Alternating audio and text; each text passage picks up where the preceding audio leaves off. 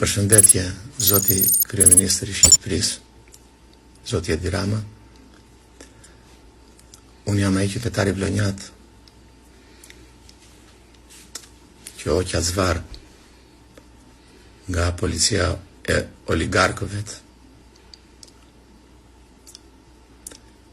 Trupi im është i plagosur dhe sot zërim është i mundshëm që të flas, se deri dia kam përshtyr gjak. Dua të falenderoj Zotin që jam mirë, se qëllimi i atij kriminalit të policisë private ishte të më vriste. Goditja e tij në Gurmaz kishte atë pikësynim. Mbasi më tërhoqën zvar dhe më çuan në makinë, duke u larguar rreth 200-300 metra, nuk mbaj mend se nuk mund të merrja dot frym plotësisht, më vun pistoletat në kokë, diçka që s'kam parë ndonjëherë në jetën time as nga afër. Pastaj policia e shtetit ndërhyri që unë të kthehesha mbrapa,